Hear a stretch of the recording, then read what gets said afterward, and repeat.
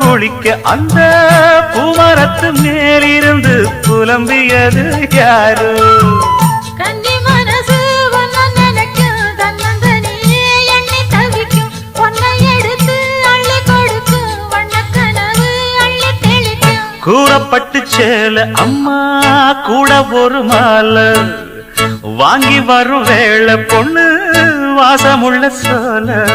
காலிய முடிக்கும் வேளைய நினைச்சு தேடுது மனசு, பாடுது வயசு. மாங்குயிலே பூங்குயிலே சேரி ஒண்ணு கேடு, ஒன்ன மாலையிட தேடி வரா நாளு எங்க நாளு. முத்து முத்து கண்ணால நான்